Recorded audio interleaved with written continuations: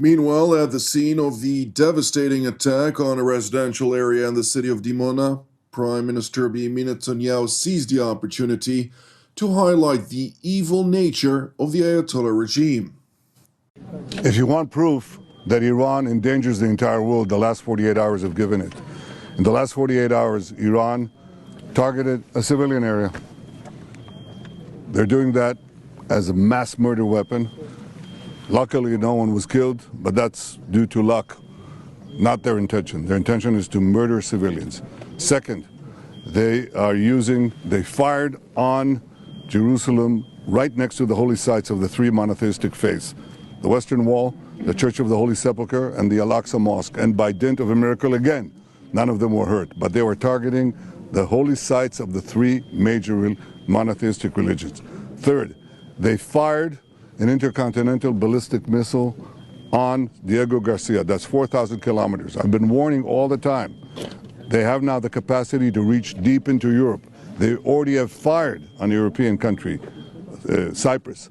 They are putting everyone in their sights. And fourth, they're stopping a maritime international route, energy route, and trying to blackmail the entire world. What more proof do you need that this regime that threatens the entire world has to be stopped? Israel and the United States are working together for the entire world.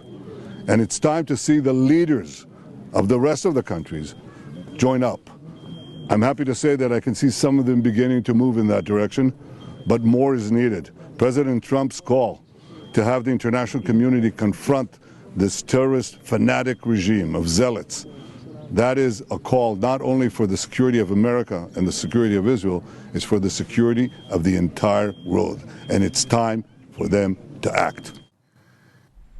Earlier over the weekend in Washington, U.S. President Donald Trump voiced confidence in the close cooperation between Israel and the United States, which, according to him, are jointly winning the war against the Ayatollah regime in Iran. Mr. President, do you think Israel will be ready to end the war when you're ready to end the war? So. Mr. President, the relationship's a very good one. I think so. Mr. President, we want more or less similar things. You know what we want? We want victory, both of us, and that's what we've got. President Trump further addressed Iranian efforts to block the strategic Strait of Hormuz and what he would deem necessary to force the strait to open. It's a simple military maneuver. It's relatively safe, but you need a lot of help in the sense of you need ships, you need volume. And NATO could help us, but they so far haven't had the courage to do so.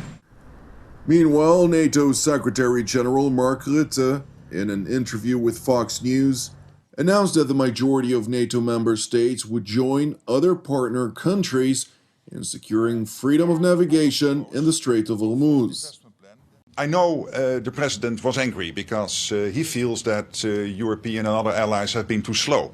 The good news here is that since Thursday, a group of 22 countries, most of them from NATO, but also Japan, Korea, Australia, New Zealand, the UAE and Bahrain, most of the other countries from NATO, coming together to implement his vision of making sure that the Strait of Hormuz is free, is opening up as soon as that is possible. When it comes to the Strait, what we need to do is to work together. These 22 nations, again, most of them from NATO, but also the other ones I mentioned, to work through what is needed, when is it needed, and how we will make this together as soon as the time is ripe to get this done, to make sure that the Strait of Hormuz opens up.